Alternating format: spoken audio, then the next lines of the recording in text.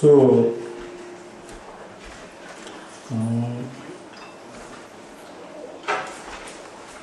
we have kind of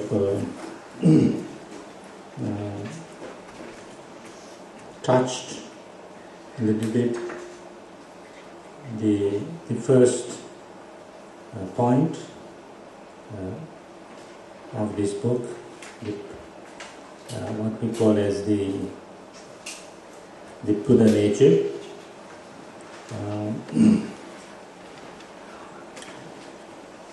That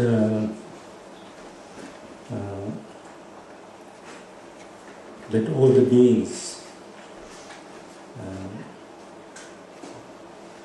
have the capacity to improve,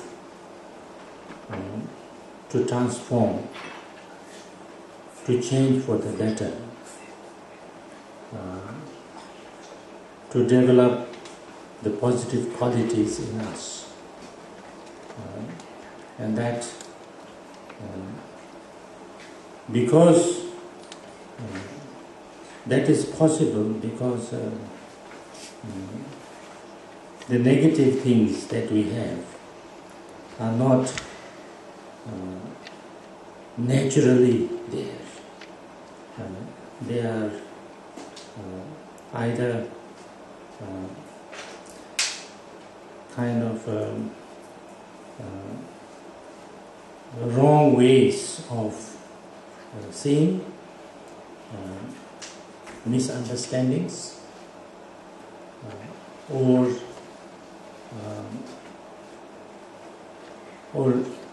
negative or bad habits that we got out of reacting in that negative way for a long time. So therefore, it is something that we can change. Not easy to change. Not easy to change, but can be changed. So that's the basic understanding.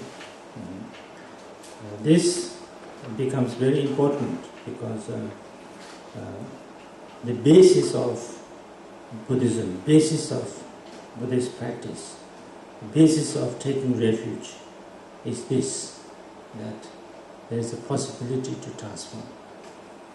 If that understanding or that kind of thinking is not there, then there's no point in doing anything.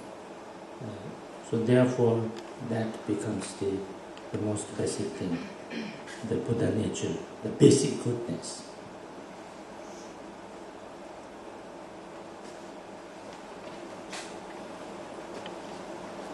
In zdaj prvo poglavje, oziroma prva točka, o kateri smo govorili prej v tej knjigi, govori o tem, kar imenujemo Budova narava. In to je lastno vsem čutečim bitjem.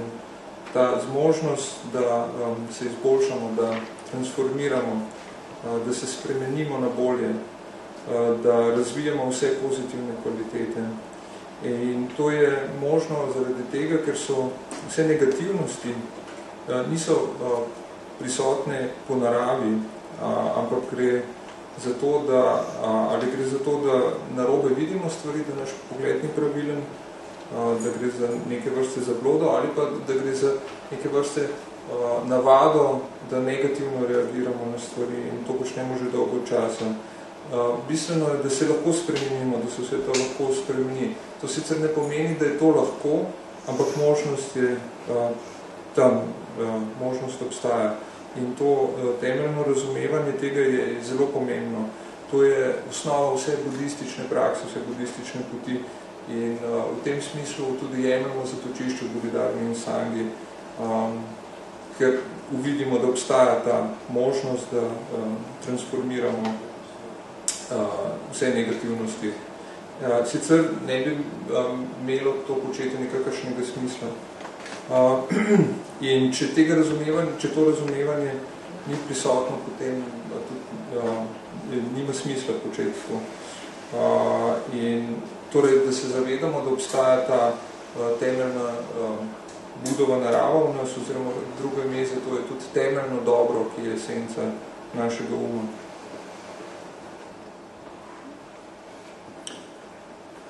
So,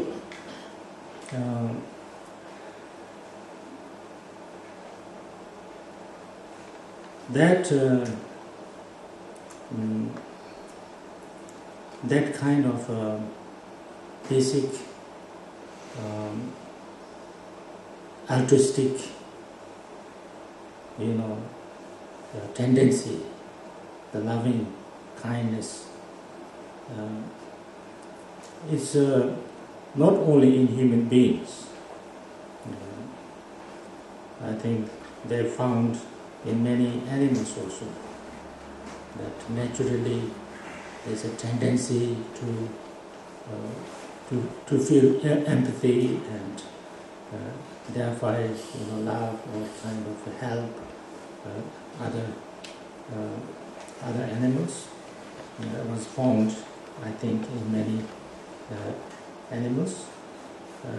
So this is something which is naturally there, which is what we call, from Buddhist point of view, Buddha nature. So then now,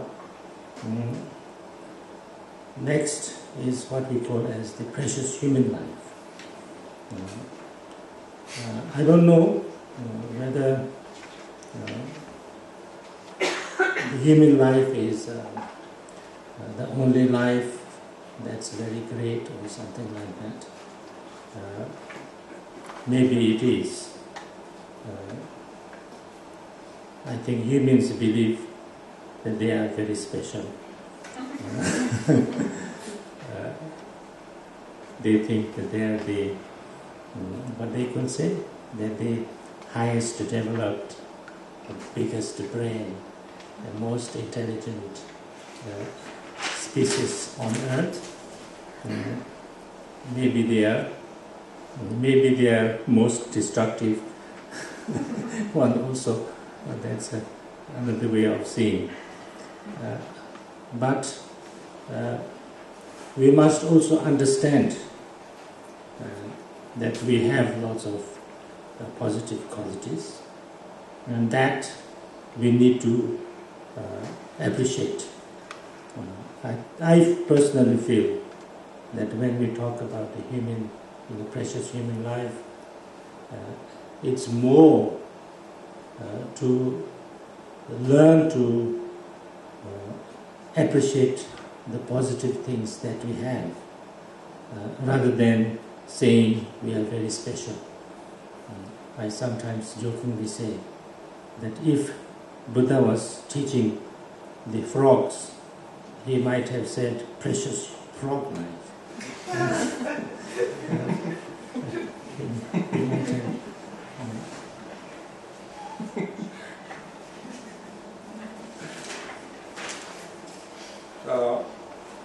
Rinpoče pravi, zdaj ta osnovna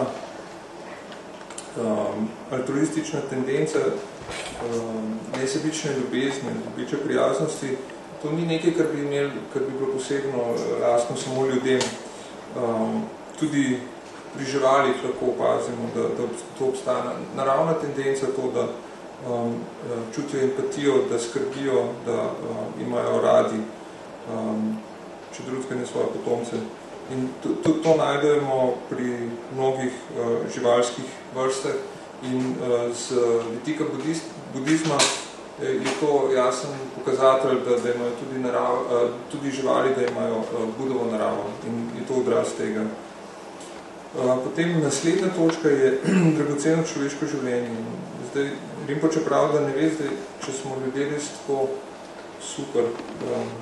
Zdaj, seveda kot vrsta si domišljamo, ali pa verjamemo, da smo nekaj zelo posebnega, ker smo najviše razvita živalska vrsta, ko so naši možgani najbolj evoluirani.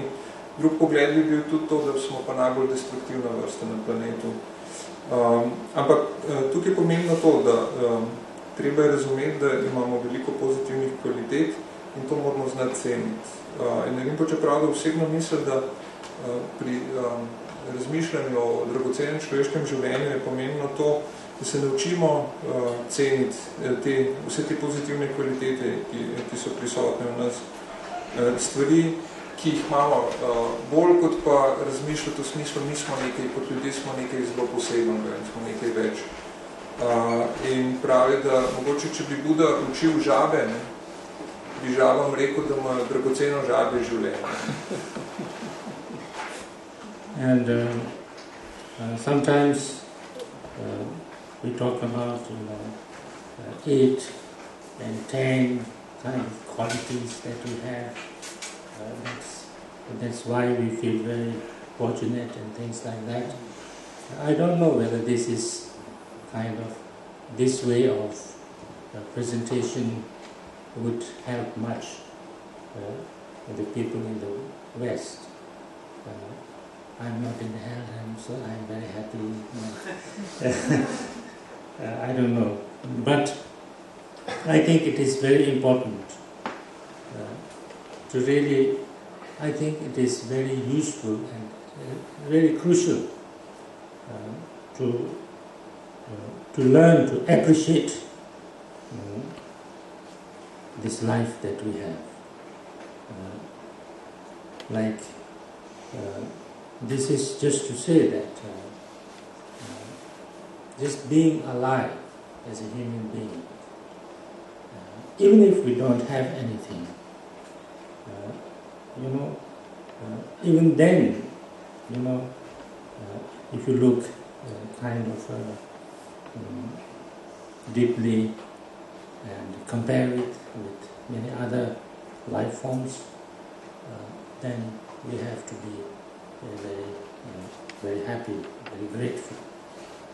And then if you look into our life, we will see that there are so many things, so many good things that we have to be really grateful about and happy about. And then we need to really, remember them and appreciate them.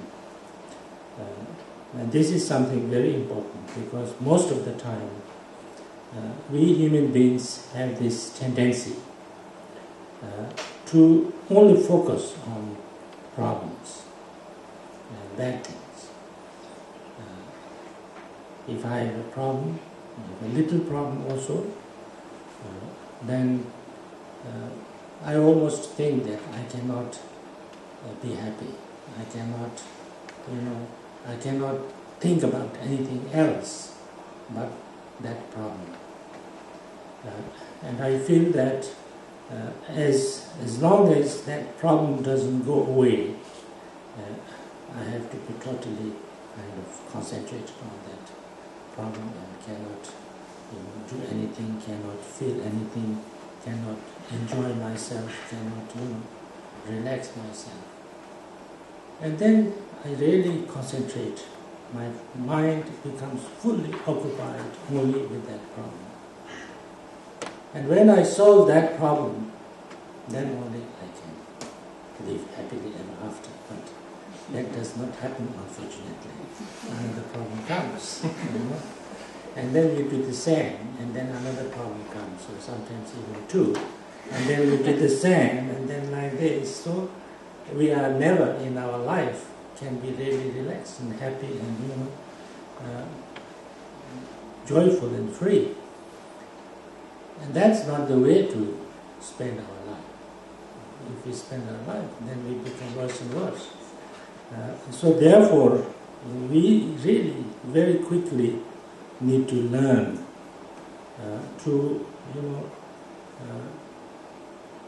deal with the problems. Yes, we have to face the problem. We have to try to solve the problem. We have to work hard to solve the problem. And some problems can be solved, very good. Some problems might not be solved also. That's okay too, because there's nothing I can do about it. But at the same time, I need to also appreciate and remember all the positive things that I have. if I do that, then I think I balance myself. Of course, the problems need to be dealt with and solved. I usually say that life is a sequence of solving problems, to put it very lightly. Sometimes you can say the life is only problems, but that's a little bit too bad. So life is not all problems, but life is a sequence of solving problems. So therefore, we can go on doing that. That's what we need to do. But at the same time, there are lots of good things, and nice things, and wonderful things, and positive things happening in our life, already there, So these things we need to really deeply, appreciate and rejoice and celebrate.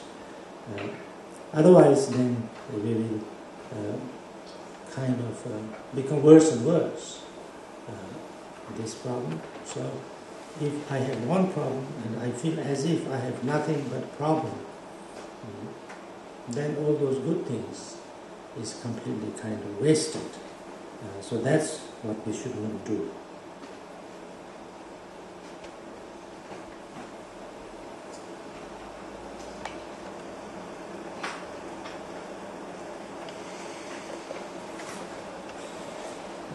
Zdaj, v tekstu samem je potem to nadrobno razdeljeno kot 8 ali pa 10 kvalitet, ki označujejo dragoceno človeško življenje in zaradi česar bi se lahko čutimo srečne, da imamo to dragoceno življenje. Pravi Rinpoče, da ne ve, koliko bi zdaj pomagalo, koliko ljudem na zahodu pomaga, če se gre po točkah in razlaga te kvalitete. Ampak nekaj je zelo pomembno, zelo uporabno ali pa ključnega pomena je, da se naučimo ceniti to življenje, ki ga imamo. Že samo to, da smo živi in da imamo to človeško življenje, celo če nimamo ničesar. In potem, če pogledamo globoko v to in to primerjamo z drugimi oblikami življenja, smo lahko hvaležni in srečni. Ker če pogledamo svoje življenje, lahko vidimo mnogo pozitivnih stvari, mnogo dobrih stvari. In to je nekako poanta tega, da se moramo opomniti, da se moramo spomniti tega, da je in ceniti to, da obstaja veliko dobrih stvari v tem človeškem življenju. In večino časa imamo ljudje tendenco, da se osredotočamo na probleme, da se osredotočamo na slabe stvari in potem takoj, ko se v našem življenju pojavi en majhen problem, imamo občutek, da ne moramo biti srečni, dokler je ta problem prisoten, razmišljamo samo o tem, ne moramo razmišljati o ničemer drugem in se osredotočamo na ta problem, dokler nekako ne zgine in to stanje uma nam onemogoče, da bi uživali življenje, da bi se sprostili, da bi bili srečni. Postane nekako popolnoma zaseden s tem problemom, ta problem popolnoma okupira naš in imamo idejo, da samo v primeru, da zdaj rešimo ta problem, da gre ta problem nekako stran, v tem primeru bomo lahko srečno živeli do konca svojih dni. Ampak nažalost stvari niso take. Rešimo en problem in pride drug. Včasih rešimo en problem, pride ta dva problema. In na ta način se potem nikoli ne moramo res sprostiti, ne moramo biti radostni, ne moramo biti veseli, ne moramo svobodno uživati svojega življenja. In to ni najboljši način za preživeti življenje, ker na ta način te stvari v resnici kar naprej grejo samo iz slabega na slabše. In zato se moramo naučiti, in hitro se moramo naučiti, kako, seveda se soočimo s problemom, se potrudimo, močno potrudimo, da razrešimo problem. In nekatere probleme se da razrešiti, nekatere probleme se da hitro razrešiti. Nekaterih problemov se ne da rešiti, tudi s tem se moramo sprijazniti. Ampak obenem se moramo spomniti tudi vseh pozitivnih stvari v našem življenju. In na ta način se uravnotežimo, na ta način se soočamo s problemi, obenem nas pa ne obsedajo popolnoma. In čeprav včasih sam poimenuje življenje kot sekvenco zaporedje reševanja problemov, pravi, to je še tako blago rečeno. Zdaj, če bi rekel, da je življenje, da so sami problemi, bi bilo to vse mogoče malo prehodov. Ampak sekvenca, se pravi, neko zaporedje, da pride en problem, da rešimo nekaj. In ob vsem tem se moramo spomniti lepih stvari, pozitivnih stvari, dobrih stvari, ker če ne znamo res globoko ceniti tega, kar imamo, se veseliti tega, radostiti, proslavljati, potem v bistvu življenje postaja slabše in slabše, bolj in bolj zakomplicirano in res doživljamo življenje kot en problem za drugim. In na ta način potem gre v nič vse dobre stvari, ki so tudi prisotne v našem življenju in to ni dober način, kako se lotevati stvari ali kako živeti svoje življenje. Sometimes I feel that,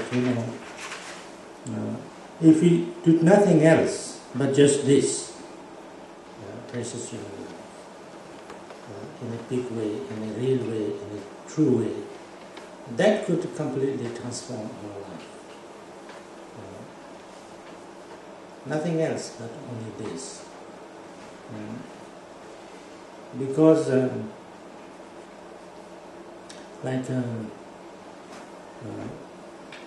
most of the time we are unhappy and we feel we have lots of problems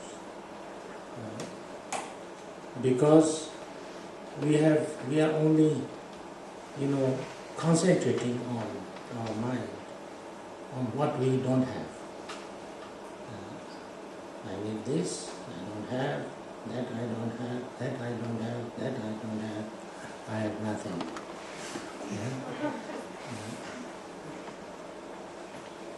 Because if you look, if you look towards those people who have more better things than us, then we have nothing. But if you look at those people who have much less than us, then we know that we have lots of things. So therefore, I think, how we look, how we see, how we kind of enjoy and appreciate what we have is extremely important, and that really sometimes changes our life, the way we see it. So therefore, this is not, some of these things, I always think and I always say also, that when we try to practice Dhamma and transform our life, there are lots of things to learn. Sometimes very difficult, very complicated, very profound, and some of them it's difficult to understand. It's difficult to kind of really kind of know how to practice. But there are lots of things that we can see very clearly and understand very easily, and there's lots of things that's very clear.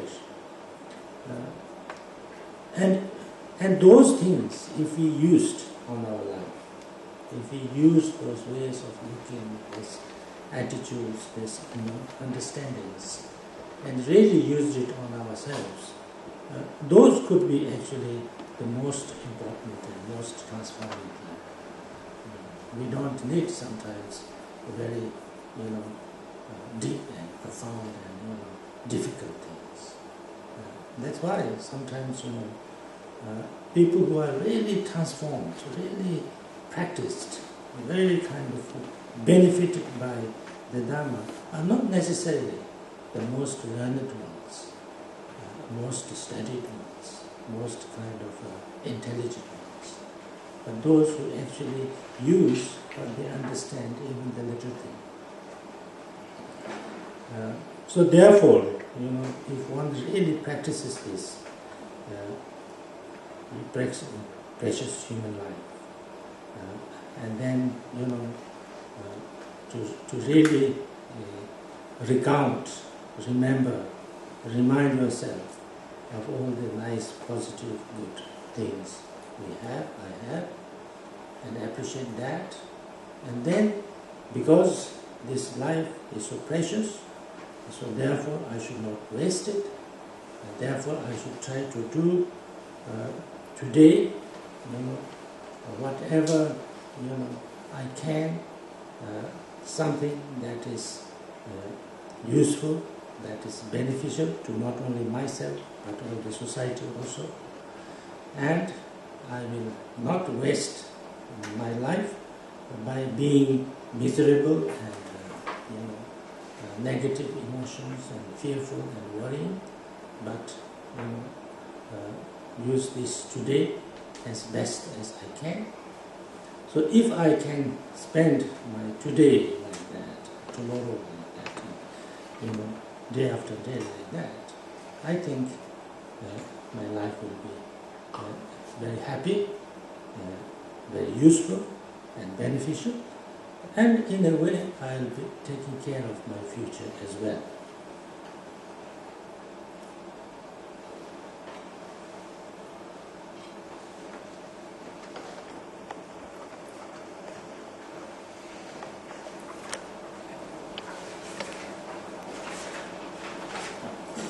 In zdaj, Rinpoče pravi, da če bi se mogoče, tudi če bi se samo na to osredotočili, na to prakso, da znamo ceniti dragoceno človeško življenje, če bi šli res globoko v to, bi to lahko popolnoma spremenilo, preobrazilo naše življenje.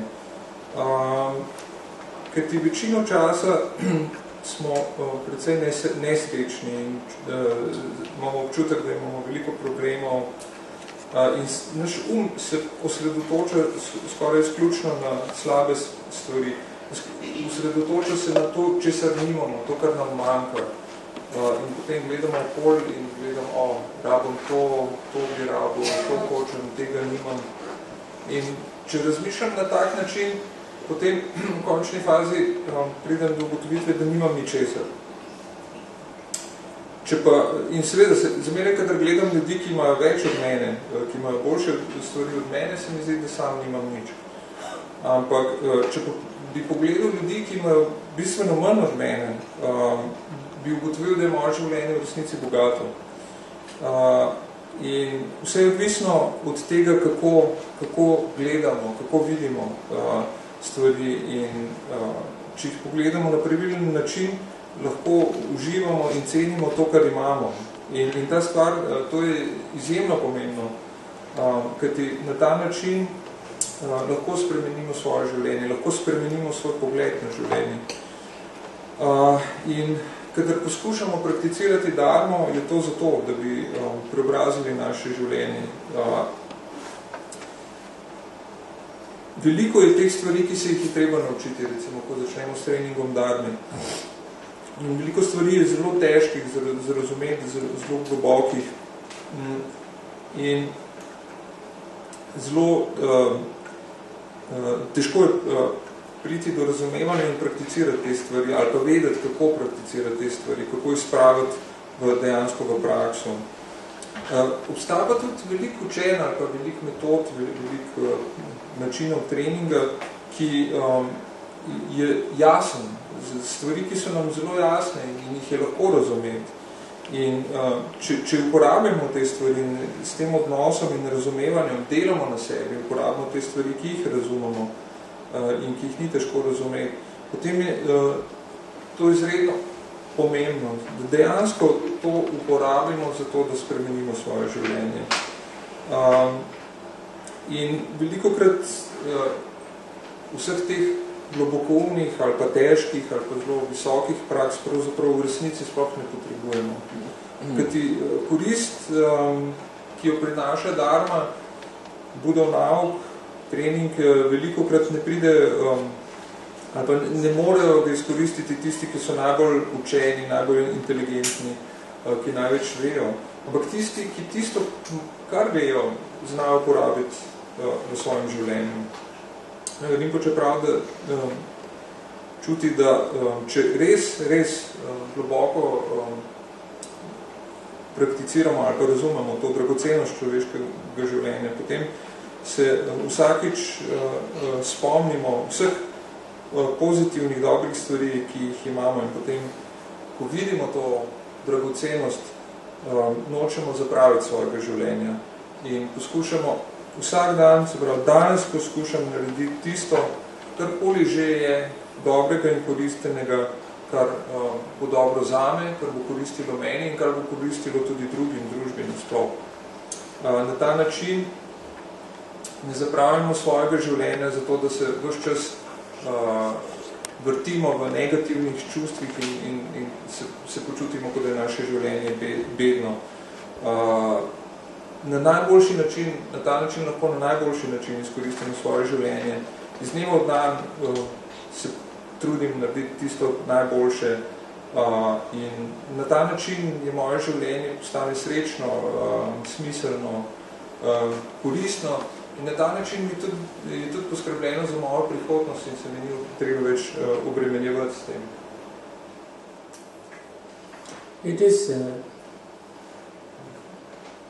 It's very, I think, it's strange, but you can find something good if you learn how to look, even in the worst situations. Like when we first came to India, lots of people died because we have, we don't know how to deal with heat. Even that heat of India, we used to put on, like sheepskins. There was nothing else also. The Tibetans have a very strange, we don't know how to deal with heat. So once, there's a kind of a joke, but it's not a joke, it's really happened. One Tibetan went to Bodh Gaya, and then he went back. And he says, oh, it is so hot there, it's so hot there. It is so hot that even when I put on 9 blankets, still it is hot.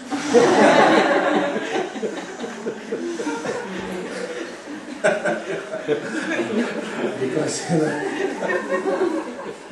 in Tibet it's only cold problem. So, the more blanket you put, then it goes away. So, he thought that in heat also it's the same way, the more blankets you put on. So we didn't put on that many blankets, but it was very difficult. And then the mosquitoes, and then everybody was, with the, stomach and food, and we didn't know how to cook anything. And so lots of people died. Lots of people died, but even when people died, they were happy. What they used to say, oh, it's so nice that I can die in warm bed. That was their idea. That was what they have been thinking, I thought. They were comparing that with what was happening at that time in Tibet. Lots of people were killed and tortured and things like that. So it was kind of, you could say it was a lucky thing that you can die peacefully on a warm day. So, like that, if even in the worst situations, we can compare it to something much worse, and therefore we can feel it, kind of not so bad, it's better. And when you have that attitude, you have that habit, then you are always happy, you are always positive, you are always kind of optimistic. Optimistic is a very important thing. His Holiness Dalai Lama always says it's very important to be optimistic.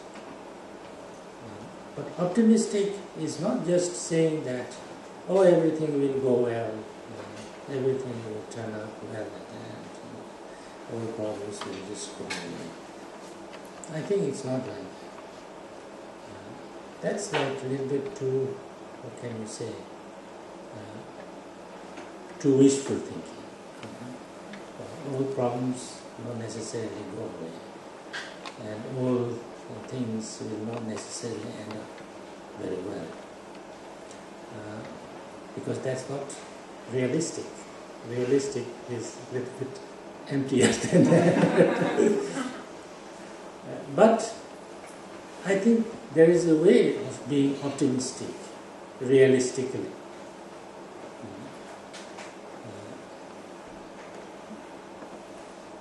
The one thing which His Holiness Dalai Lama once said really was very, very useful to me, and I think maybe I've said this before also here. That's what, a true optimistic should be, I think. That was an interview with His Holiness Dalai Lama. And somebody was saying that, you always say one has to be optimistic. But in your case, what is there to be optimistic about? Everything is bad and worse, and there's nothing happening good. Your situation is hopeless. So what is there to be optimistic about? Then His Holiness gave an answer which I think was very meaningful. He said that that's true. The situation in Tibet is very bad. In the history of Tibet, maybe this is the worst time. It's very bad. There's nothing really much positive things happening. And he said that, yes, but that, that has to be understood, that is clear, that has to be accepted. There's no other way.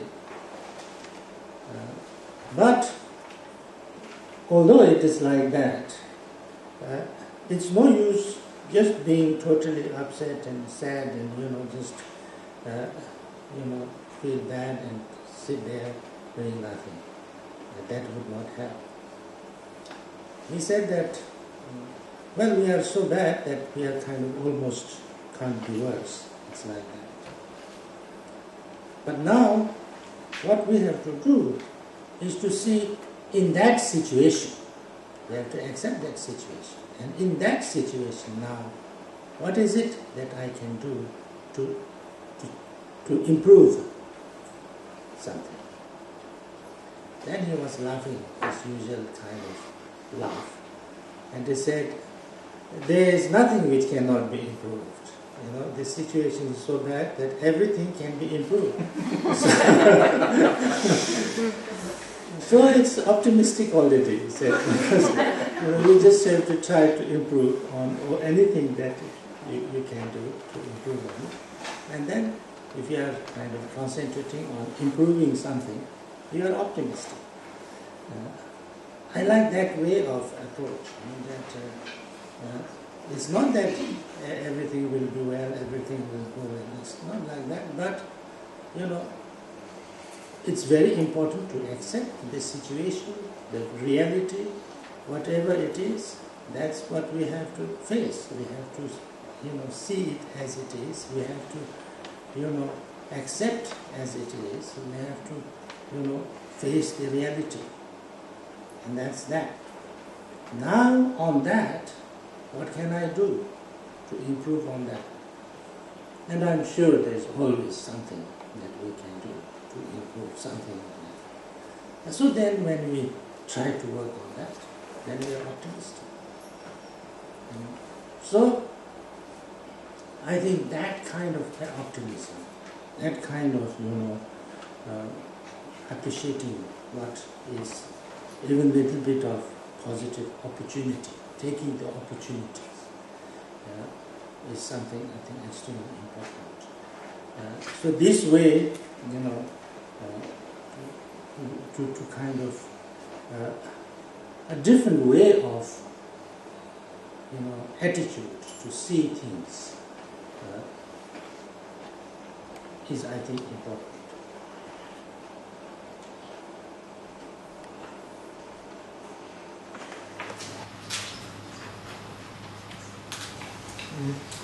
Če naprej govorimo, kako lahko cenimo stvari, ali pa vidimo dobro, da včasih je sicer mogoče čudno, ampak tudi v najslabši situaciji lahko vidimo nekaj dobrega, če se naučimo, kako to videti. In potem pravi Rinpoče, ko so Tibetanci prvič prišli v Indijo v izgnanstvo, je mnogo ljudi umrlo, zaradi tega, ker niso vedeli, kako se spopadati s tisto izjemno vročino, ki vlada v Indiji, in pravi, so se ogrinjali v ovčje kože, no, sicer tako niso imeli drugih oblek, ampak poanta je bilo v tem, da se še nikoli niso srečali s tako situacijo, in ker je bilo res izjemno vroče, je to zahtevalo veliko žrtev. In potem je povedal anekdoto, ki v resnici je pravzaprav verjetno resnična zgodba o nekem Tibetancu, ki je že v prejšnjih časih, ki je odpotoval na romanje v Bodhgaju, in potem se je vrnil in je rekel, koliko je vroče v Bodhgaju, to mi je pa res vroče. Sem se pokril z 9 odejami, pa je bilo še zmeraj vroče. In seveda, Tibetanci poznajo samo problem mraza in navajeni so to rešiti tako, da če ne zadostuje eno odejo, da še eno. Na ta način se reša problem mraza. Vročine pa ne poznajo in potem mislijo, da če bo na enak način se lotil zadeve tudi z vročino, da bo delovalo, ampak ni. In seveda, v realni situaciji potem ti ljudje, ki so bili v izgnanstvu, se niso pokrivali z 9 odejami, ampak vseeno vročina je zahtevala svoj davek, komarji so bili bolezni, trebušne bolezni, prebavne bolezni. Tako da je veliko ljudi je umrlo, ampak vseeno so bili nekako srečni, kljub temu, da je bila situacija zelo slaba, ampak ljudje, ki so umirali, so rekli, kako lepo, vsaj umrl bom v topli postelji. In kar se je dogajalo v resnici to, da so oni videli in znali videti situacijo v primerjavi z situacijo, ki je bila pa na Tibetu, ki je bila pa res obupna, ker so komunisti pobijali, požigali, posiljevali stvari in so rekli, se tukaj lahko vsaj umrem v miru, v topli postelji. In če imamo tak pristop, če imamo tako naravnanost, če imamo navado, da tako, na tak način gledamo na stvari, potem smo lahko zmeraj veseli, lahko smo pozitivno naravnani, lahko imamo optimističen pogled na stvari. In tudi njegova svetost Dalaj Lama zmeraj poudarja, kako pomembno je to. Seveda to ne pomeni, pravi Rinpoče, da ne pomeni, da bo zdaj kar vse v redu in da bojo vsi problemi kar nekam izginali. To je v bistvu, pravi, da viš vrtinčen, pobožne želje, da so to pobožne želje, da se bo kar zgodili. Ne? Stvari se seveda včasih ne končajo dobro. Ne? In na stvari moramo gledati realistično, videti, kako zares so, mogoče malo z ščepcem praznine.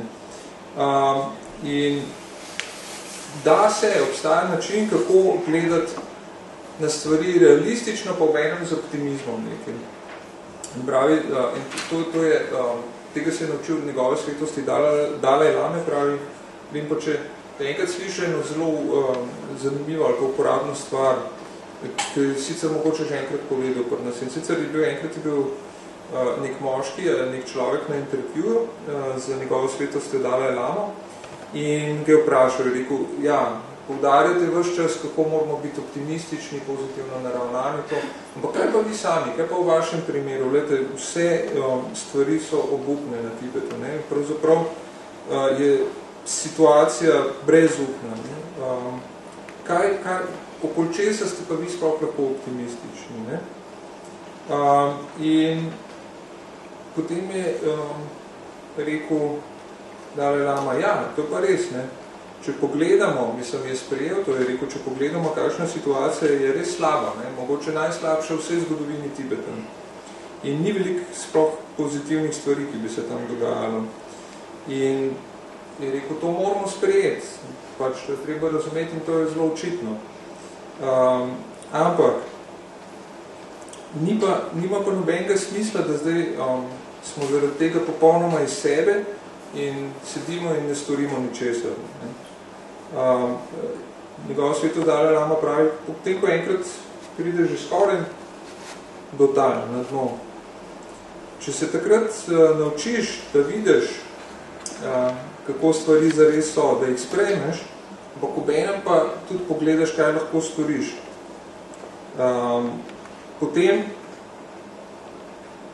lahko nekaj narediš okoli cele situacije in potem se je začel smejati, tako se njegova svetu zna smejati in je rekel, ja, in zdaj, če tako pogledam, je v naši situaciji se vse lahko spremeni na boljše, se lahko čisto vse izboljša.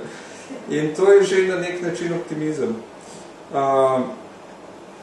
Se pravi, če se osredotočimo na stvari, ki jih lahko izboljšamo v dani situaciji, potem je to tak pozitiven pogled na stvari.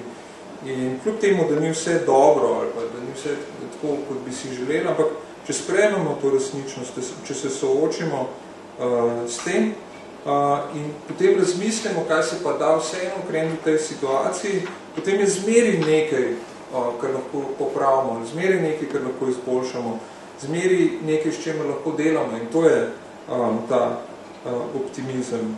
In na ta način znati ceniti priložnosti in izkoristiti priložnosti, ki jih ima življenje, ki nam jih ponuja življenje, je izjemno pomembno. Ne? Se pravi, spremeniti svoj pogled, svojo naravnanost in videti stvari na tak način. So, then we come to the third point, the right conditions, and that is the kind of what they call the Kalyana Mitra, the spiritual positive friend, the teacher. Now there, you know,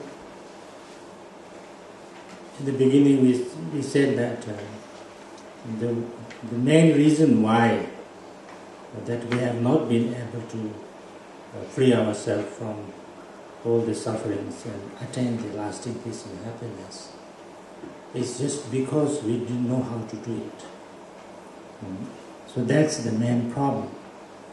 So therefore we need to learn. We need to kind of a right kind of a guidance to know how to do that. So therefore, since the problem is of ignorance, the problem is because we don't know how to, so therefore we need to learn how to. And if we need to learn how to do that, we need to find somebody who can show us the way. So therefore, a teacher is essential. Teacher is very important. And so therefore, it's always taught that to find the right kind of teacher is extremely important. But it is also again and again warned that if you find the wrong kind of teacher, that's very destructive. That's not good. So therefore, Buddhist literature is full of ways, full of instructions on how to examine the teacher. Because what kind of teacher, how what teacher we choose is with us. We have to do it. The student has to choose the teacher. The teacher cannot choose the student. So therefore, it's ultimately ourselves to decide whether who is the right teacher, positive teacher, qualified teacher, or not, and then accordingly, that we approach that teacher and learn from them. Now there are lots of stories about the teachers and students' relationships. Some very,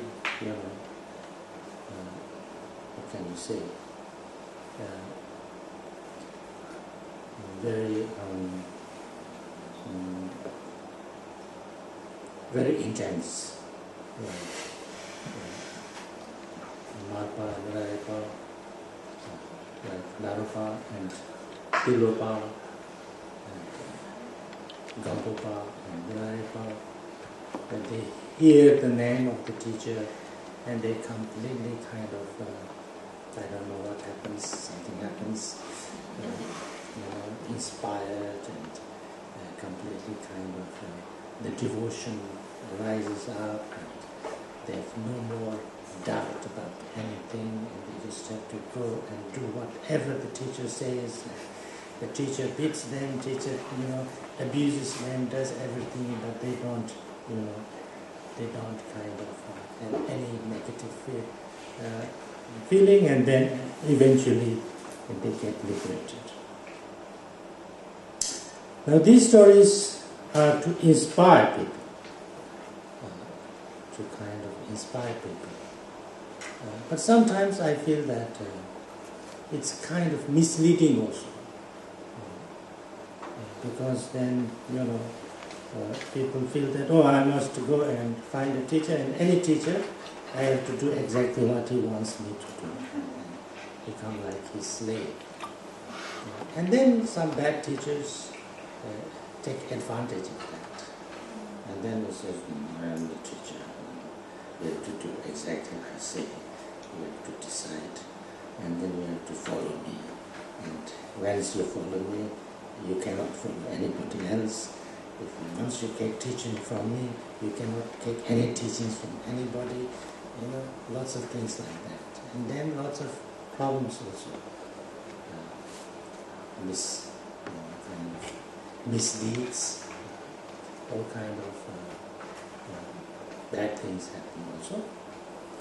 So therefore, this is something which needs to be understood very, very clearly. The main thing, the main relationship between the teacher and student is teaching. Nothing else. It's very important to understand. The teacher is to learn the teachings. That's it. The students also, from the main purpose of having the teacher is to learn the way, learn the practice. Learn how to practice Dharma, not how to become a Tibetan or any of all these things. Just learning how to practice Dharma clearly and directly.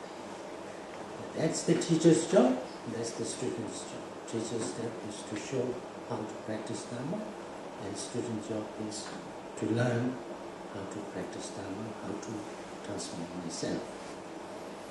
Once that's done, that's it. There's nothing, that's no hodgepodge. There's no other hodgepodge. I think this is very, very important to understand.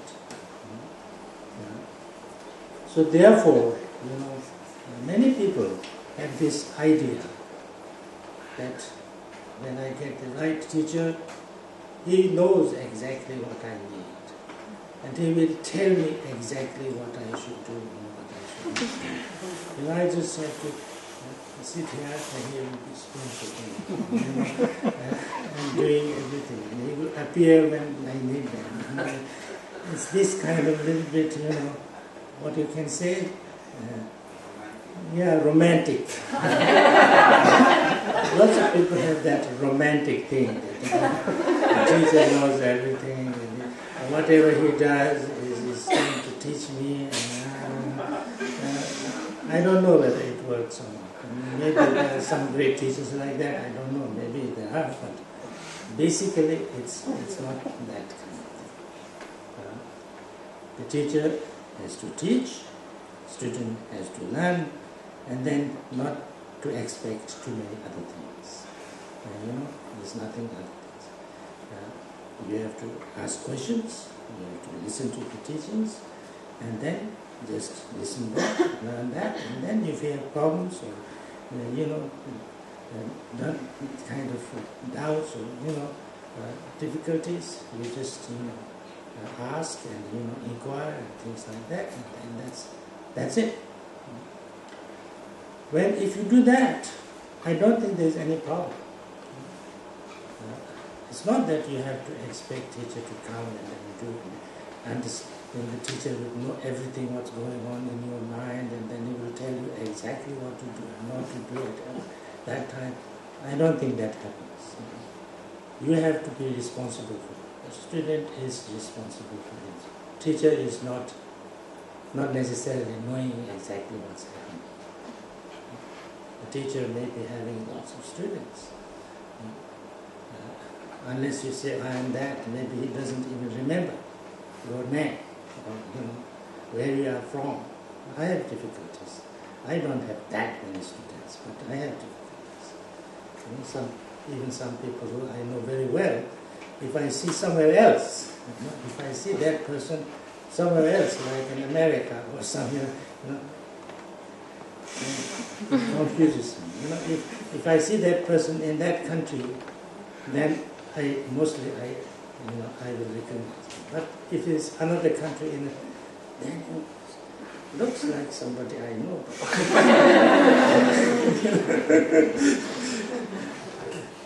So therefore, it's not possible. So therefore, I think the students have to learn how to practice well and to stand on their own feet. That's the whole point. Learning the Dharma is not to become a totally reliable and dependent on the teacher. It's not that. It's to become independent. It's to become, learn how to practice, and then you go and practice. If they have any questions, then you ask, but then practice.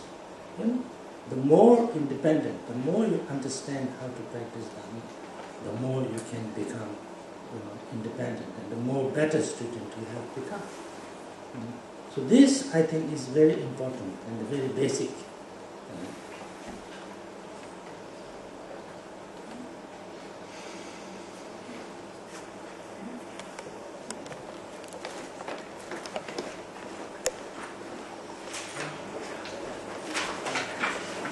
Tretja točka so pravilne okoliščine, pa okoliščine potrebne za to, da lahko izkoristimo dragoceno človeško življenje in prakticiramo Dharmo. In v tem primeru je nujna okoliščina to, da imamo to, kar se v sanskritu imenuje kaljana mitra ali duhovni prijatelj oziroma učitelj, ki nas vodi na poti.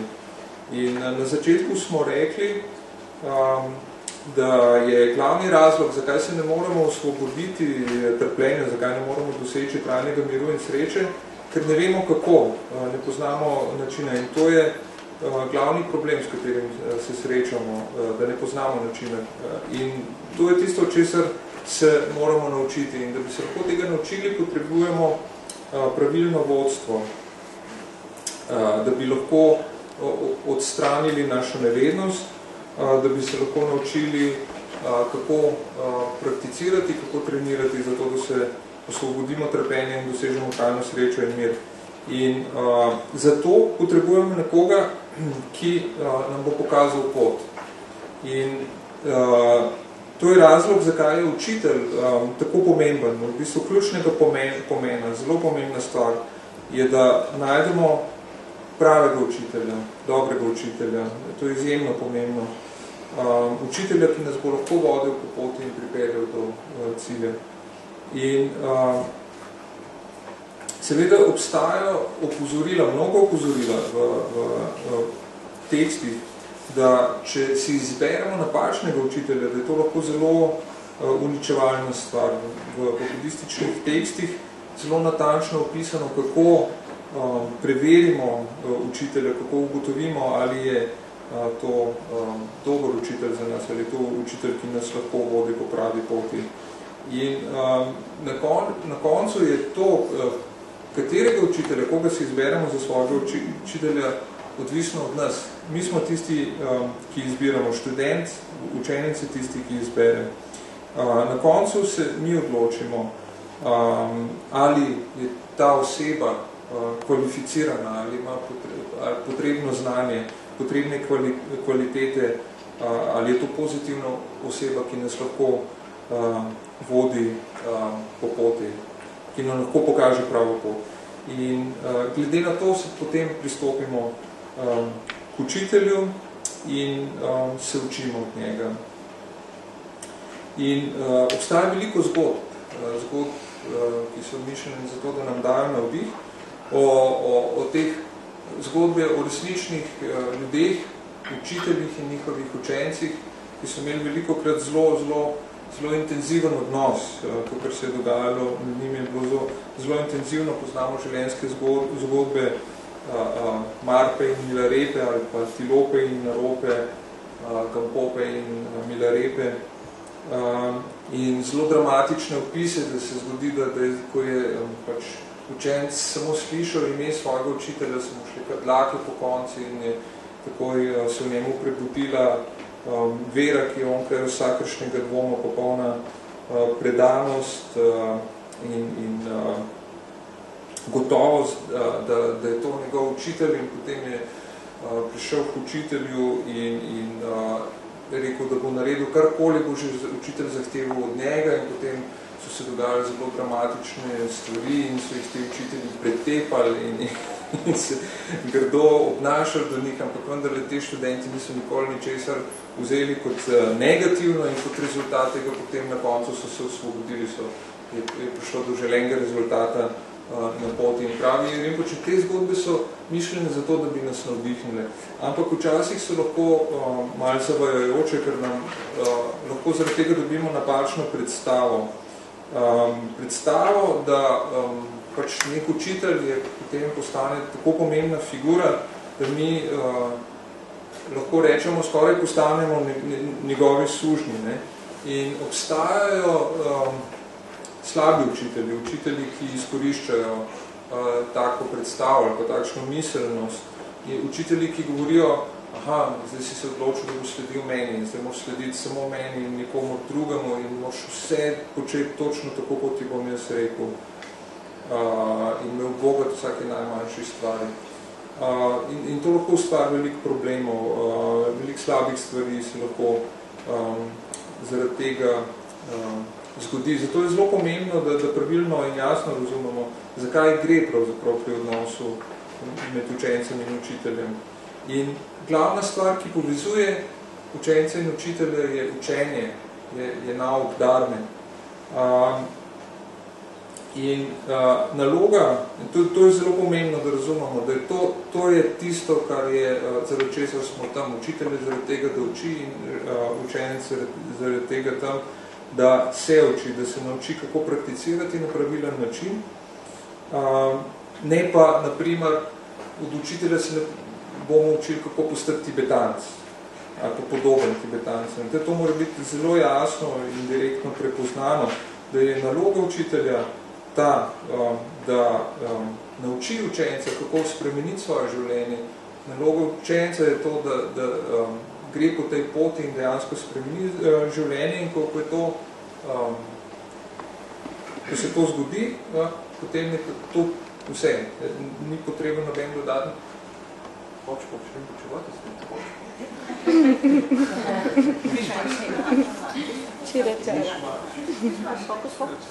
Is it? Forget about that. Okay, ni potreben nobeno dodatno kompliciranje, noben dodatno mišmaš, ampak je pač to, kar je bilo podobno. Zdaj včasih spet obstajajo neke romantične, pa vendarle popolnoma zgrešene predstave, da učitelj kar točno ve, kaj učenec potrebuje v določenem trenutku in potem mu pove vse, kako mora ravnati, kaj mora početi in če se ne sme početi in da kadar učenec res rabi, se bo on kar čudežno tam pojavil. In to so vse zelo romantične predstave, ki pa pravzaprav ne ustrezajo, če za resničnosti in da učitelj točno ve vse, kako česa me mora učiti in pravi, in z vsem, kar naredi, v bistvu to je neko učenje, to je sporočilo zame in pravi, da sicer mogoče obstajajo kakšni res veliki učitelji, ki lahko učijo na ta način, ampak v osnovi pa ni tako. Ni smiselno, ali pa ne smemo pričakovati kaj dosti več drugega, razen tega, da nam pokaže pot in pokaže, kako lahko hodimo po tej poti. Lahko se naučimo stvari in potem, če so kakšne nejasnosti, vprašamo. Učimo se od učitelja, kadar se pojavi dvom ali kakšne težave, se pogovorimo z učiteljem in vprašamo, kako lahko delamo s temi težavami, kaj lahko storimo okoli teh stvari. In če je odnos takšen, potem ne bo prišlo do nikakršnih težav. Ne smete pričakovati ali pa ne pričakujte od učitelja, da bo kar vse vedel o svojih učencih in da vam bo govoril, ja, to počni, tega pa ne počni. Prav celo velikrat učitelji niti ne vejo, čisto točno ne poznajo vseh svojih učencev, ker mnogi učitelji imajo veliko učencev in bi čisto nemogoče, da bi se zapomnili za vsakogar, kaj se točno z njim dogaja, ali pa celo niti tega nekako ima ime, odkot je. Prav lepo, če da on celo nima prav zelo veliko učencev, relativno gledano, ampak celo njemu se zgodi, recimo včasih, da sreča kakšnega svojega učenca, pa to ni v tisti deželi, kjer on sicer živi, in pol ne ve čisto točno, kam bi ga dal. Ne. Tako se mu zdi, da ga pozna, ampak ne ve čisto točno, kdo je. In stvar je v tem, da mora učitelj učiti, učence mora pa naučiti ali pa znati stati na svojih nogah. In pravi, da namen darme je to, da postanemo neodvisni od učitelja, da se ne naslanjamo na učitelja. S tem, ko se učimo prakse, pravilne prakse darme, potem dejansko tudi postajamo zmeraj bolj neodvisni. Več, ko znamo, bolje, ko prakticiramo, bolj neodvisni smo in bolj sami vemo, kaj nam je storiti in česa ne. In na ta način postanemo tudi boljši učenci. In to je eno zelo osnovno razumevanje, ki je tudi zelo pomembno. And then, there are lots of, very Buddha teachers, great Bodhisattva teachers, highly realized teachers and things like that. So if you can get those kind of teachers, it's very fortunate. But also a human being, just kind of ordinary samsaric human being, teacher is also okay, he says, provided that that person knows the subject that he has to teach, understand the Dharma, and not just understand the teaching from the proper lineage, but also tries to live by that teachings. That's important. Somebody who not only knows the subject, but tries to, tries to follow that teaching, try to live by that teaching. And then on top of that is a compassionate. That's one of the most important qualities of the teacher, is that she has to be compassionate and has the capacity and willingness to teach. So these are the main qualifications of a teacher, and this is what we all need to look for.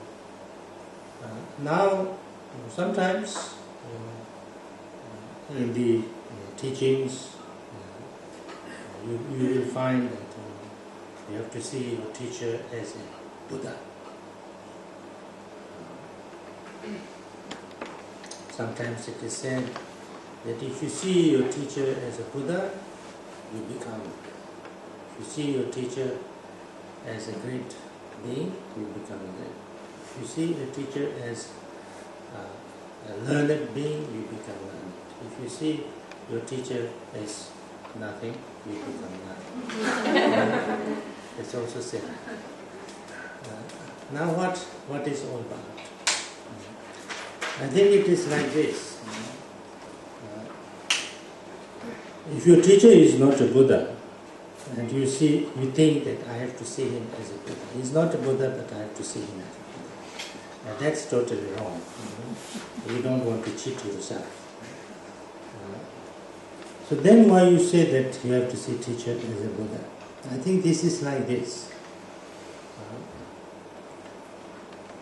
If I really listen to the teachings of the teacher, if he's teaching the right Dharma, and if I really practice it myself, then that practice will actually help me transform myself. The more I am transformed, the more I am helped by those teachings, my respect to my teacher, my gratitude to my teacher will naturally grow. And if I really transform myself completely through that teaching, then I have no other way but seeing my teacher as a Buddha. Because what Buddha does, Buddha said himself, I cannot wash people's negative things with water. I cannot take away people's problems with my hand. I cannot pour my wisdom into somebody. I cannot do anything. I can only show them the way, and through that I can help them. That's what Buddha can do. So the teacher can do nothing more. So therefore, if I really, understand the Dharma, I really practice it myself, I really transform myself, then naturally my way of seeing my teacher, my respect for my teacher, my gratitude to my teacher naturally becomes greater. That's why, when Milarepa was teaching Gampopa, he told him at the end of his stay there, he said that now you have received all the teachings that I have. I have given you everything like from one glass to another glass. So I have poured everything into you. So nothing more to teach for me. So now you don't need to hang around me anymore. Just go back, to where you come from and meditate. Practice it. And then he said that you already have lots of respect for me, lots of devotion to me. But then if you practice and practice and practice, there will be time when you will see me, or old father, as nothing other than a true enlightened Buddha. When that happens, then you can start to teach yourself. That's what he said. And that's what happened. he already had a great respect and a great devotion to his teacher, but then when he practiced, so he completely transformed, and then there was nothing else to see. His teacher was the Buddha, because the Buddha could not do anything more, because you really liberated yourself through his teachings. So then, when he saw that his teacher, Milarepa, was nothing more, nothing less than a completely enlightened being like a Buddha, because his teachings helped him, his teachings liberated him, his teachings kind of transformed him. So that's how your kind of devotion to the teacher has to grow, by working on his teachings, by understanding his teachings, by benefiting from his teachings. That's why it is said that, Atish Dipankara. Atish Dipankara had lots of teachers. He had 50 root teachers.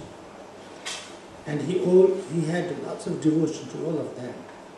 It is said that whenever somebody mentioned the name of one of his teachers, he would kind of immediately fold his hands, show respect, things like that.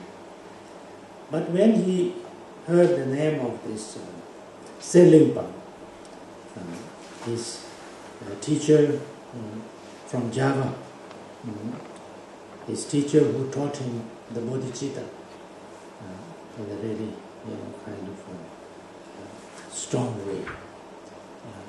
Then it is said that if somebody mentioned his name, he would put his hands together like this, and he would every time shed tears, because it helped him so much. He said that if I have some qualities in me, if I have generated some bodhicitta in me, that's because of that teaching. So that's the understanding. That's how your respect, your gratitude, your kind of devotion to the teacher grows by the depth of help or transformation you get. It has to happen gradually. So this is something very important. But then, of course, the most important thing is that it is not that you just have a teacher. That's my teacher. Is it good? I have Dalai Lama is my teacher. Or something like that. Very high Lama is my teacher, so that doesn't work. No, that's of course we can also be a student of Dalai Lama. If you study, if you really listen to his teachings, then you are a student of Dalai Lama. Whoever it is, doesn't matter. You don't have to have a kind of. I think you don't have to have. What can you say? Like you don't have to see him all the time, every day. Hey, Dalai Lama, I'm a student. It's not like that. You just have to study and listen and practice, and then that is the most important thing. So I think I should not spend too much time on this. That's it.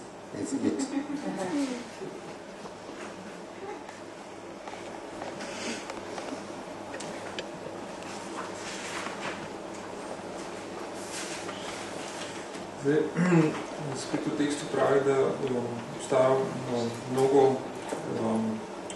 razsvetljenih biti, obstaja mnogo visoko razvitih, plemenitih biti, bodhisatov, in bodhisatov, visoko realiziranih mojstrov in če smo lahko njihovi učenci, če najdemo takega učitelja, to seveda zelo dobro in imamo res veliko srečo. Ampak lahko je tudi navaden človek, ki je samsarično bitje še zmeraj, je lahko naš učitelj, če ima določene kvalitete.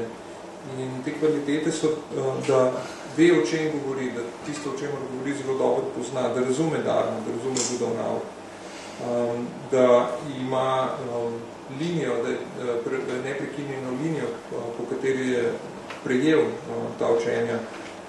Ampak ne samo to. tudi to, da dejansko on živi tisto, kar uči. Se pravi, da živi v skladu s tem, kar uči.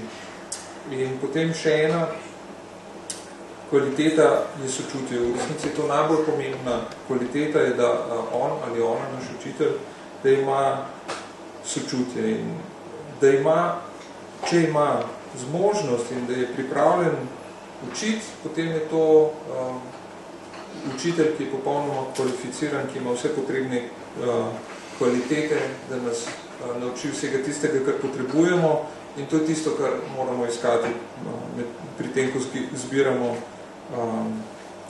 učitelja. V tem pravim, če včasih je v sami praksi ali pa v učenjih se govori o tem, da moramo svojega učitelja videti kot Budo, in potem tekst pravi, da če vidimo svojega učitelja kot Budo, potem bomo tudi mi postali Buda.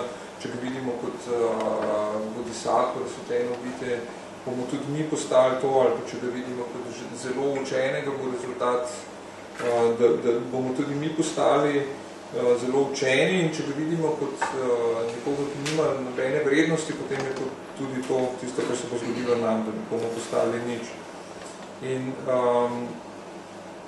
zdaj, kaj je pravzaprav smisel tega? Če bi videli, recimo, da naš učitelj ni Buda, da ni razsvetljen, ampak bi si mislili, ampak jaz ga moram videti, kot da je Buda. Ne? Potem to ni prava pot, ker na ta način nekako goljufamo sami sebi. Hočemo prepričati v nekaj, česar ne vidimo. In kaj je res pomen tega, ali pa kako lahko vidimo učitelja kot Budo, je samo na ta način, če res poslušamo kaj govori, če je tisto, kar nas uči resnično, pravilno, in če se temu res posvetimo, to spravimo v dejanskost, če res vadimo, potem nam dejansko ti nauki pomagajo spremeniti naše življenje. In bolj, ko se naše življenje spreminja, potem s tem naravno raste naše spoštovanje in hvaležnost do učitelja, in ko se enkrat popolnoma preobrazimo, potem ta učitelj postane res za nas Buda. Spontano in naravno vidimo svojega učitelja kot Budo, ker sploh nimamo druge izbire, ker je bil on tisti, ki nam je pomagal, da smo popolnoma spremenili svoje življenje. In tudi sam zgodovinski Buda Shakyamuni je rekel, jaz ne morem izprati vaših negativnosti, kot da bi jih z vodo opravil. Ne morem z rokami vzeti stran vaših negativnosti in ne morem zliti svojega znanja, ali tistega, kar imamo, ne morem uliti v glavo. Lahko vam samo pokažem pot. In tudi za samega učitelja velja, da ne mora storiti čisto nič več kot to, da nam pokaže pot. In če res dosežemo pravilno razumevanje dharme, potem s tem, ko se mi sami spreminjamo, ko sami hodimo po poti in bolj, ko se spreminjamo, naravno samo od sebe raste naša hvaležnost, naša predanost, naše spoštovanje do učitelja. In iz zgodovine poznamo Milarepo in Gampopa. Milarepa je bil učitelj od Gampope. In v nekem trenutku Gampopa se je učil Milarepe, in v tem nekem trenutku mu je rekel Milarepa, poglej, zdaj sem te naučil vsega, kar potrebuješ. Kot da je iz enega kozarca bila prelita voda v drug kozarc, kar potrebuješ. Imaš, ne ostaje več tukaj, ker ti ne moram nič več kot to, kar sem ti dal dati. Vrni se tja, odkudar prihajaš in meditiraj, prakticiraj. Pravi, potem bo enkrat prišel čas, ko boš svojega starega očeta, to je izraz, ki ga uporabil, videl kot resničnega Budo. In ko se to zgodi, potem lahko začneš učiti. Začni učiti druge.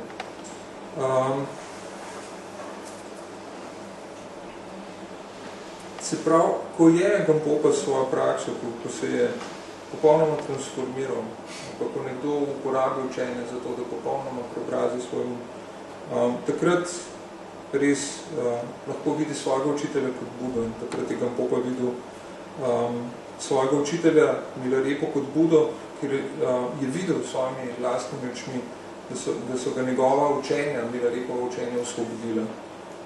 In tako je samo od sebe prišlo do predanosti in ko delamo na tem, na učenjih, ki nam jih dajo učitelji, ko jih razumemo, ko vidimo, da imamo korist od njih, tako tudi raste naša predanost. Potem je omenil še enega velikega učitelja, Atiša, ki je rekel, da ima Atiša je imel 50 zelo pomembnih glavnih učiteljev. In vsakeč, ko je slišal omenjeno ime enega od svojih učiteljev, je sklenil roke in se poklonil zaradi hvaležnosti. Ampak en učitelj je bil pa še posebej pomemben. In to je bil Serling pa iz Indonezije, ki mu je dal učenje o bodičiti. In če when he heard mention the name of Serling, he said like this. I sang just what he said. Here.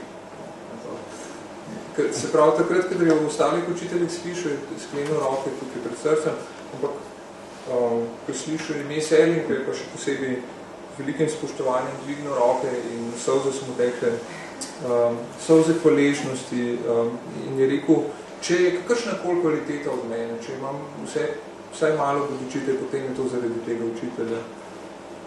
In ta hvaležnost in predanost samo od sebe raste, zaradi tega, ker razumeš, ali pa zaradi pomoči, ki jo dejansko dobiš, pomoč, ki ti je dal učitelj s tem, da te je naučil nečesa, kar ti je pomagalo, da si spremenil sebe.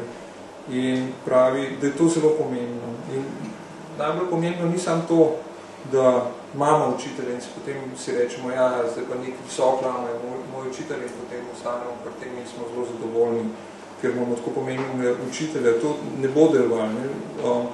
Seveda, lahko smo tudi študenti njegove svetosti Dalaj Lame, ampak potem moramo poslušati njegova učenja, slediti temu, kar nam govori, poskušati spremeniti svoj um in ne pomeni, da moramo vsak dan se videti s njim in reči, ja, živo Dalaj Lama. In tukaj sem. Potem je rekel, če mogoče ne bi še naprej razlagal v tem. Yes. In bomo prišli na vprašanje in odgovor. I have one question. Okay. So, about people who practice like some other ways of spirituality, okay? And then the question is, can they combine? If they take refuge, how does it go that together with other practices, or what is the meaningful outlook for this refuge?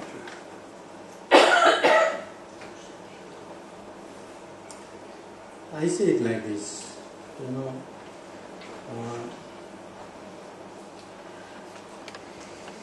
practice is myself. Is myself. I need to work on my emotions, my reactions, my habitual tendencies, to work on, to get rid of my negativity, to increase and improve or develop my positive side. That's the practice. To transform myself, that's the practice.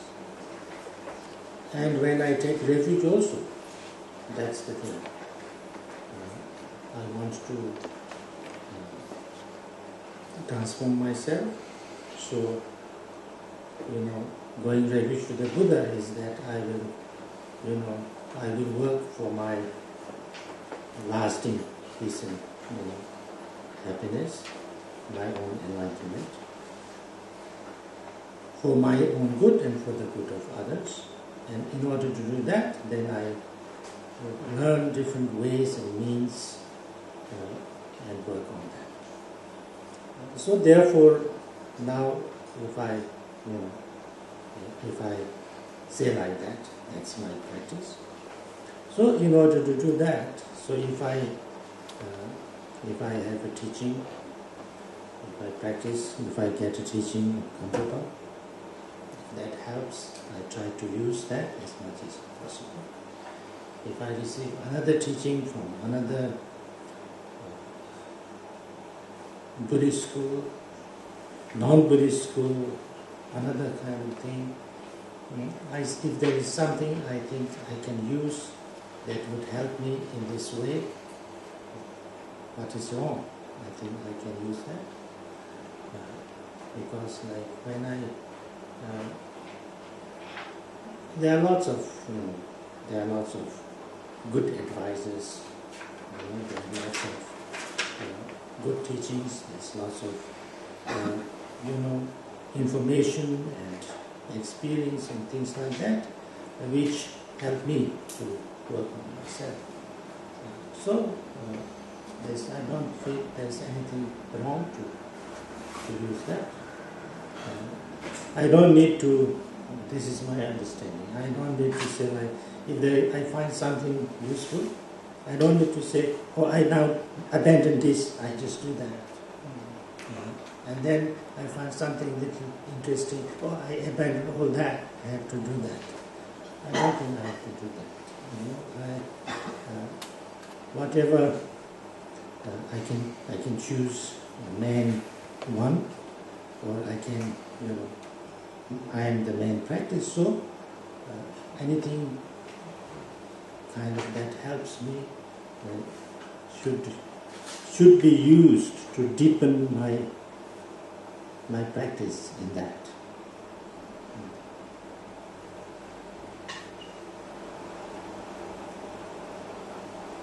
Zdaj, moje vprašanje je bilo, recimo, da ljudje so ljudje, ki prakticirajo različne oblike duhovnosti, v smislu, kako gre to skupaj, recimo, s tem, da vzamemo zatočišče in da hodimo tudi po poti budizma. In pravi, Rinpoče je odgovoril, da v resnici to, kar počnemo, je, da delamo s sabo. Delam z svojimi čustvi, s tem, kako reagiramo na stvari, s svojimi navadami, poskušam odpraviti negativnosti, poskušam razviti pozitivne kvalitete. In na ta način je bistvo prakse, da spremenim sebe in tudi zatočišče vzamem za to, da bi spremenil sebe. In ko vzamem zatočišče v Budi, v bistvu pravim to, da hočem delati na tem, da bom dosegel razsvetljenje.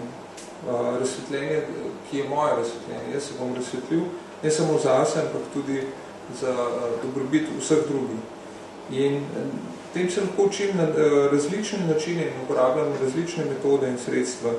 In lahko poslušam učenja od učitelja o Gampopi iz njegovega teksta, lahko poslušam tudi učenja iz drugih tradicij, bodisi budističnih ali ne budističnih. In če mi to pomaga, če to lahko uporabim, potem s tem ni nič narobe. In razne tradicije imajo veliko dobrih nasvetov, izkušenj, ki se prenašajo, informacije ali pa stvari, ki nam lahko pomagajo za to, da delamo sami na sebi. In s tem ni nič narobe. Pravi učitelj, Rinpoče pravi, da ni najboljši pristop, da rečem, najprej počnem nekaj in potem zagledam nekaj drugega in rečem, to je pa boljš, in vse to pustim, vržem stran in zgrabam to. In potem spet vidim nekaj drugega in spet vse pustim za sabo in zgrabam to. Vse, kar si izberem, mi lahko pomaga, ker jaz sem tisti, ki je srčika prakse in vse, kar počnem, bi moralo služiti temu, da poglobim razumevanje samega sebe in poglobim in se spremenim svoje življenje. Se spremenim.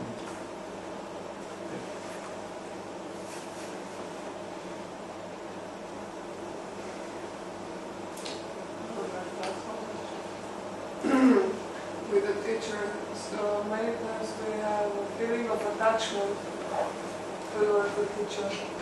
And like when they pass away, all the time that you think about it, these sad feelings come. Is this devotion or attachment or how to deal with it?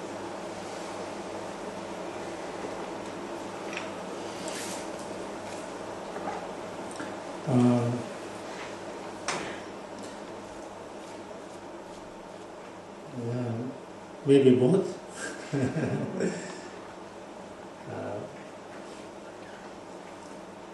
I think since we are, kind of samsaric beings, we cannot be without the samsaric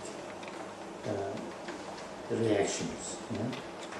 So we have all sort of emotions. We have devotion, but we have also a little bit of attachment and all other things. That's okay.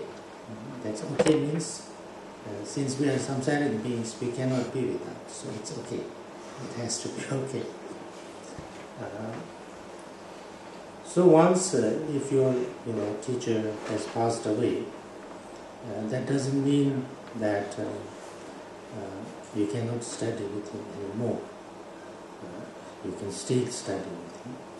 You can listen to his teachings. You can remind of those teachings. You can practice them. You can have devotion, and you can, sometimes they say that the blessing of the teacher becomes stronger after he passes away. So therefore, it's not, what can you say? It's not finished. That the teacher passes away doesn't mean that your relationship to the teaching or with your teacher and yourself is finished. It's not saying like that. Of course, we will feel sad, like a teacher is also like a friend, like a very close friend, like a father, like a mother sometimes. So therefore, naturally you feel sad. So that's something natural in human relationship.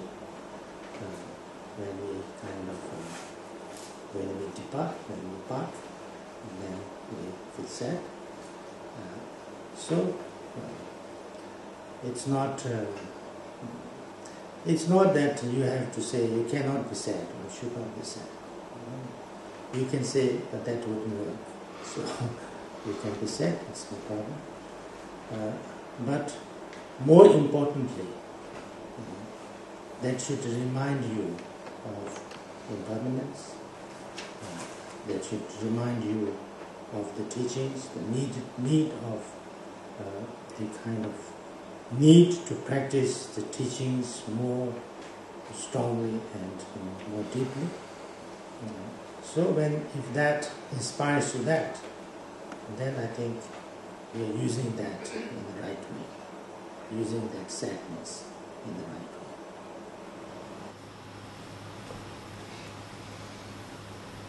Vprašanje je bilo, recimo, kadar naš učitelj odide, potem se pojavijo občutki žalosti. Ali gre tukaj za neko navezanost, ali je to predanost in kako delati s tem. In pravi Rinpoče, da verjetno je oboje. Glede na to, da smo še smeri samsarična bitja, je težko, da bi bili brez samsaričnih reakcij na dogodke. In tako da se pojavi, seveda je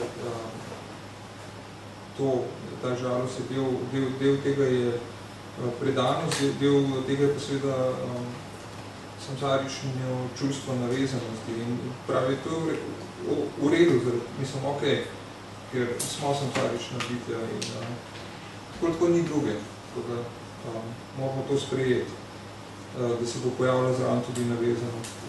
Ampak, če učitelj odide, to še ne pomeni, da ne moramo več imeti odnose z njim, da ne moramo delati z njim. Še smer lahko poslušamo njegovo učenje, razmišljamo, študiramo o tem, kar nam je povedal.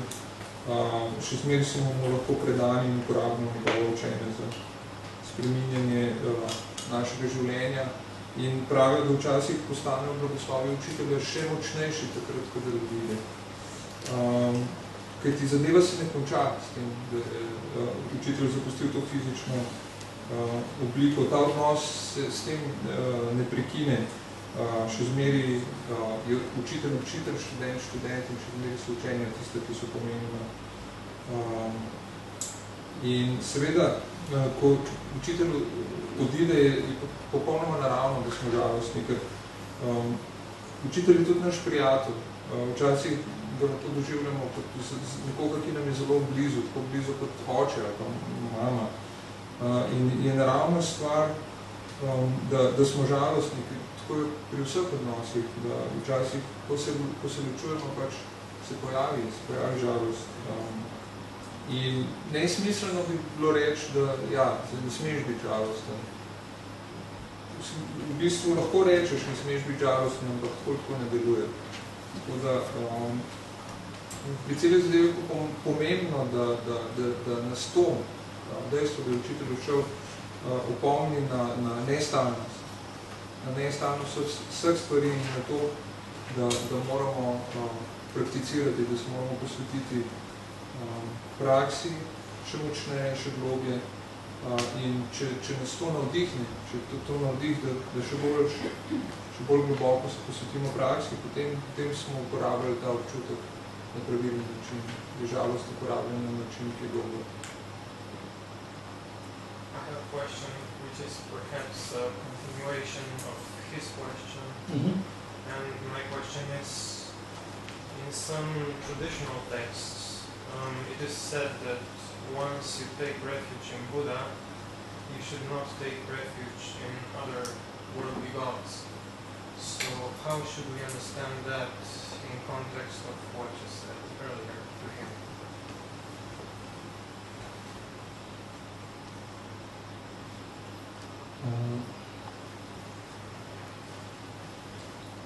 I think you have to understand that when you say, I take refuge in the Buddha, you are not asking the Buddha to, even Buddha, you are not asking the Buddha, please save me. That's not taking refuge in the Buddha.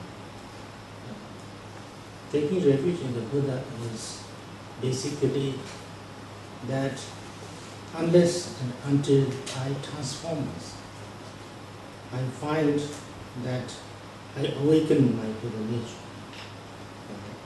Nothing is going to solve the real problem.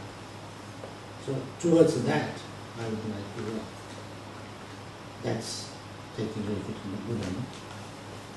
Now,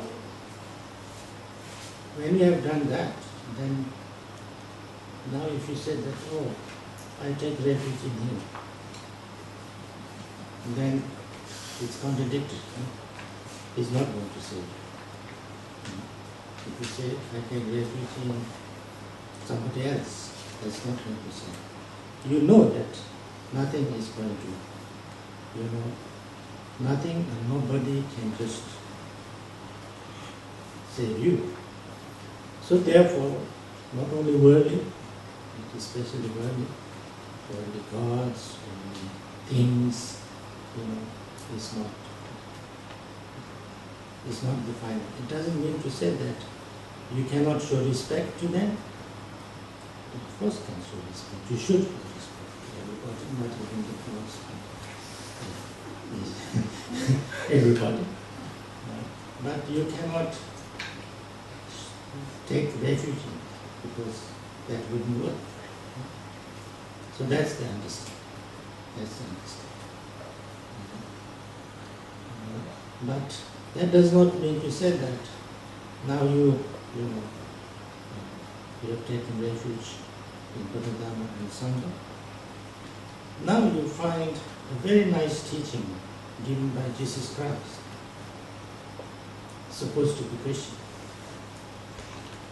Should you listen to that or should you not listen to it? I think there's nothing wrong listening to that and taking that and make it your practice, make it an inspiration for you, because it comes to the same thing.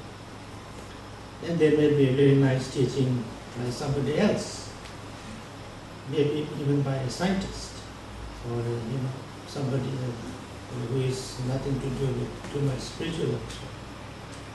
Why not take it? If that's true, if that's helpful, why not take it? Then somebody tells you how to do something like, no, how to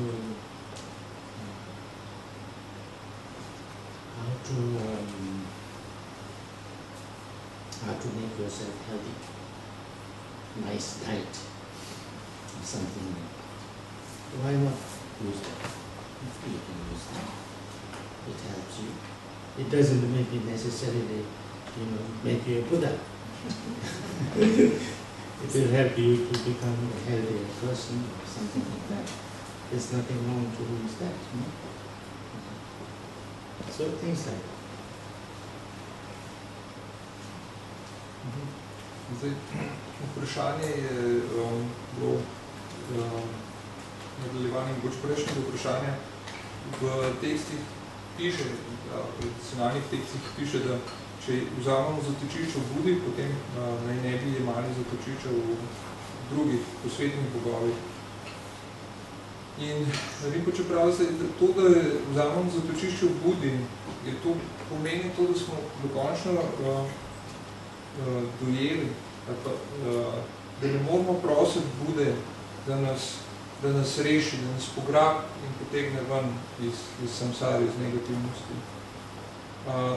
Ko vzamem zatočišče v Budi, pomeni, da sem popolnoma razumel, da če ne bom prebudil lastne budove narave, ni nobene stvari, ki bi lahko rešila moj problem.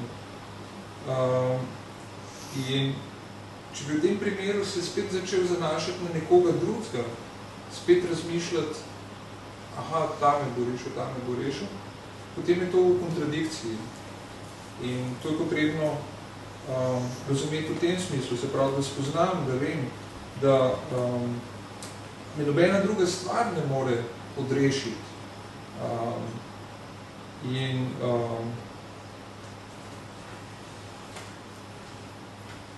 Ko govorimo o, mogoče drugih nevidnih bitih ali pa o bogovih, seveda jim lahko izkažemo spoštovanje, moramo jim izkazati spoštovanje, ampak to pa ne pomeni, da mislimo, da nas lahko rešijo. In to je pravilno razumevanje, s katerim, ali pa pogled, ki ga moramo imeti na te stvari.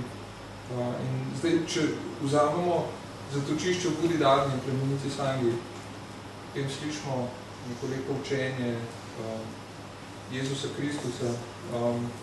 Seveda ni nič narobe, če sledimo tudi temu učenju, če je to inspiracija, ki ti Rinpoče pravi izvor je isti.